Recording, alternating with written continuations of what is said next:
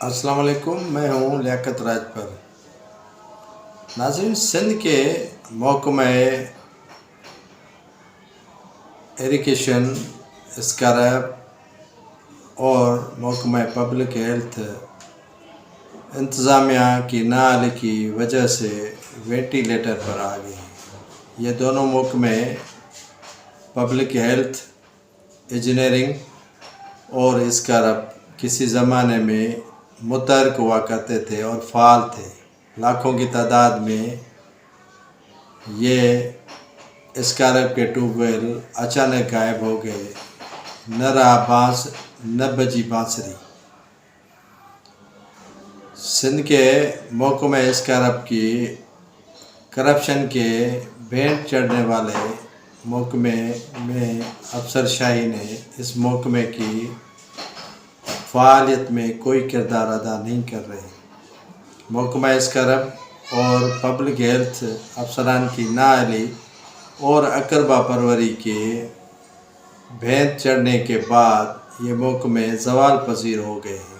اربوں روپے کی سالانہ بجٹ ان محکموں کو دی جاتی ہے، لیکن ان پیپرز میں یہ دکھاتے ہیں لیکن عملی طور پر کام نہیں کر رہے ہیں۔ ٹیوب ویل چلتے دکھاتے ہیں لیکن چلتے نہیں ہیں۔ ٹیوب ویلوں کی مرمت سالہ سال کروڑوں روپے خرچ ہوتی رہتی ہے، لیکن حقیقت میں وہ ٹیوب ویل چلتے نہیں ہیں۔ ان کے بجلی کے بل لاکھوں روپے ماہانہ آتے ہیں، لیکن وہ ٹیوب ویل ہیں ہی نہیں تو چلتے کہاں ہوں گے۔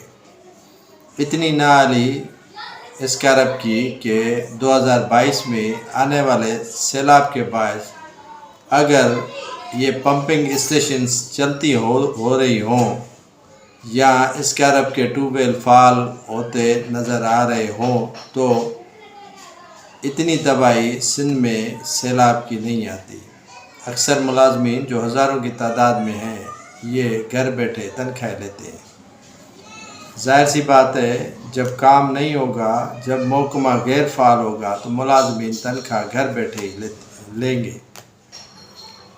پبلک ہیلتھ کا محکمہ، جس میں افسران کی نااہلی کی وجہ سے مکمل طور پر زوال پذیر ہو چکا ہے۔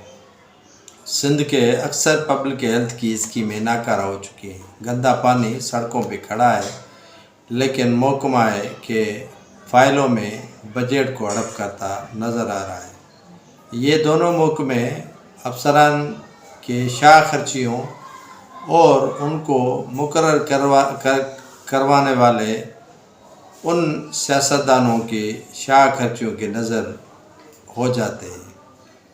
سندھ کے یہ دونوں محکمے کسی زمانے میں متحرک ہوا کرتے تھے، لیکن آہستہ آہستہ زوال پذیر ہو کر وینٹیلیٹر پر آ گئے ہیں۔ ٹیوب ویل کی نام نشان تک نظر نہیں آ رہا ہے ٹیوب ویلوں کا۔